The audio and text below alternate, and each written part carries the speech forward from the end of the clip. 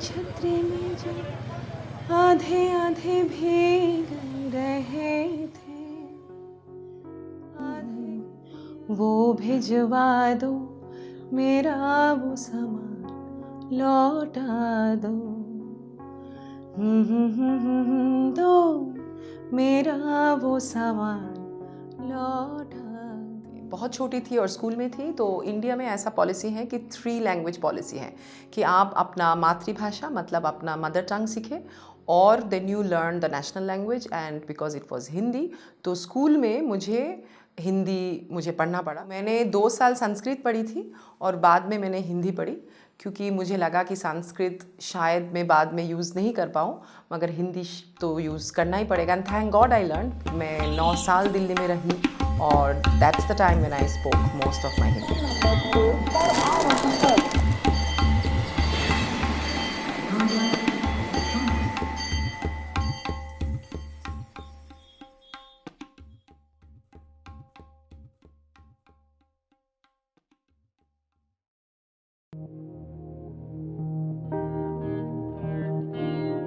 तो जब हम छोटे थे तो क्योंकि मेरा पिताजी उर्दू पढ़ सकते थे और लिख सकते थे, उन्होंने घर में ऐसे माहौल क्रिएट किया कि उसमें गज़ल भी सुनते थे हम। और मुझे अभी भी याद है कि बड़े गुलाम अली के गज़ल, Mehdi Hassan, Sitara Devi, and there was so many. बाद में इंडिया में जब जगजीत सिंह आए तो उनके गज़ल भी हमने सुने। I remember the new era in disco, which came actually from Pakistan, Nadia Hassan. I remember the film Nika, जो मैं बहुत छोटी थी तब, और मुझे इतना इन्फ्लुएंस किया कि मुझे लगा ओ इज़ दैट पॉसिबल। और इतना सुंदर आवाज़ था सलमा आगा का कि मैं ये गाना कभी भूल ही नहीं सकती।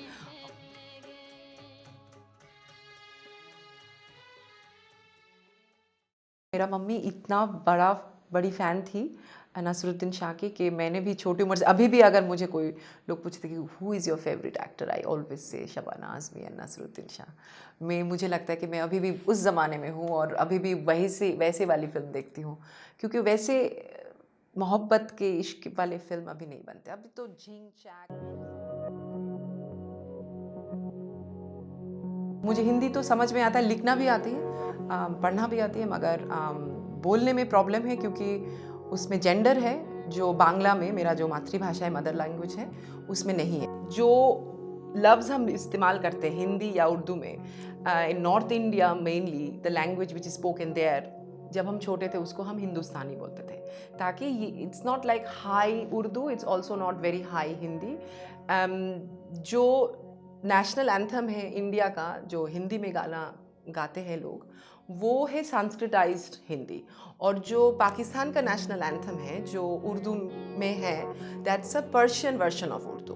तो दोनों ही बहुत हाई स्टैंडर्ड है in the national anthem case, but actually जो लोग आम आदमी जो बात करते हैं वो normally is Hindustani and we do understand each other. इसलिए मुझे लगता है कि एक्चुअली लैंग्वेज जितना बैरियर क्रिएट करता है, वो अगर आप भूल जाए और देखें कि क्या कॉमनैलिटी है, जो कुछ कॉमन चीज़ है, तो actually language can bring people together, culture together. और ऐसे देखें तो एक्चुअली इंडिया और पाकिस्तान में फ़र्क क्या है?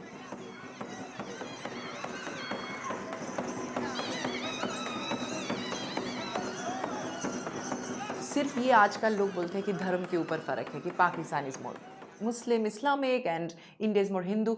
We were not told that, you know. और जब मैं छोटी थी तो हमारे घर में क्रिसमस भी होते थे और ईद के, दोनों ईद में हम बांग्लादेश में, क्योंकि मेरा फैमिली है और अभी भी है और तब भी रहते थे, तो हम बांग्लादेश में जाते थे हर ईद में। और पूजा में तो हम ऑब्वियसली सेलिब्रेट करते ही थे। तो मेरा जो परवरिश है उसमें कोई एक धर्म का इन्फ्लुएंस नहीं है। और मैं अभी भी सोचती हूँ कि actually humanity is the best and the biggest religion in the world.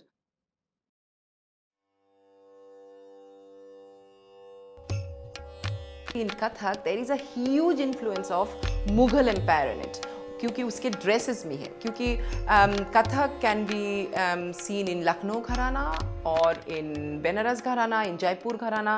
तो and I learned it and I knew that इसके इतना इस्लामिक इन्फ्लुएंस है कि And this is the only dance which has this Islamic and Hindu influence together. मुझे ये बहुत influence किया, और एक और चीज़ मुझे बहुत छोटी उम्र से इन्फ्लुएंस किया वो है Sufism, because in Bengal also there is a akhada we call it, जहाँ पे Lalon Fakir who is a very known Sufi shine, जिसके जन्म इन हिंदू फैमिली में हुआ था and all of that, but वो अमेजिंग गाना लिखते थे। एंड उसके बाद जब मैं दिल्ली में गई तो निज़ामुद्दीन दरगाह में मैंने वहाँ पे भी सूफ़ी म्यूज़िक सुना, और मुझे लगा कि instead of talking about the differences, ऐसे ऐसे चीज़ ढूंढ के निकालना चाहिए जहाँ पे लिटरेचर हो या गज़ल हो, मौसीकी हो, जो भी हो, डांस फॉर्म्स हो जैसे कथक है, जैसे language Hindustani, because Persian, Urdu and Sanskritised Hindi came together and became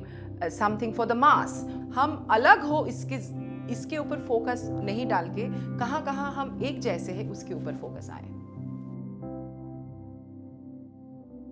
एक बैंड का गाना है दिल दिल पाकिस्तान, तो मुझे याद है कि मैं गाना गा रही थी दिल दिल दिल पाकिस्तान, एंड उस टाइम पे मेरा जो बांग्लादेशी दोस्त है वो लोग बोल रहे थे तुमको पता नहीं है कि इतिहास में क्या हुआ था, पाकिस्तान ने क्या किया था बांग्लादेश के ऊपर, उसके बावजूद तुम गा रहे हो दिल दिल पाकिस्तान। मैंने बोला देखो, अगर हम अपना मेरे फैमिली के साथ जो हुआ है उसको अगर हम पर्सनल बना दे, अभी भी पर्सनल बना दे आफ्टर ऑल दिस ईयर्स, फिर तो हम आगे नहीं जा सकते। इतिहास को दूसरी तरह से ना पढ़े, जो ऐसे बीजेपी गवर्नमेंट में बहुत कुछ हो रहा है कि हिस्ट्री बुक्स री रिटन हो रहा है, उसको भूल जाए और हम कोशिश करें कि इतिहास में जो कुछ एक साथ हुआ है उसको फोकस करें। और मुझे लगता है कि ऐसे जो भाषा है जो हिंदुस्तानी है, जो मैंने बोला था, उसी भाषा में अगर लोग डायलॉग करें, there is no other way but dialogue, अगर लोग बातें करें अपना परेशानी, बिकॉज परेशानी बॉर्डर के इस तरफ जैसे भी है उस तरफ भी है, और परेशानी के बारे में बातें करें, उनके फीलिंग्स के बारे में बातें करें, तो फिर लोगों को, दो मुल्क के लोगों को पता चलेगा कि actually we have the same sorrows, we have the same happiness. तो फिर मुझे लगता है कि यही मैसेज मैं देना चाहती हूँ कि भाइयों बहनों दोनों ही, जो दो मुल्क में रहते हैं, आप एक दूसरे से बातें करें। और आप आजकल तो सोशल मीडिया और all of this technical support is there, आप बातें करें और अब देखिए कि आप लोग कितने एक जैसे हों। और मुझे लगता है कि अगर जितने बातें करोगे उतना मसला सॉल्व होते जाएगा।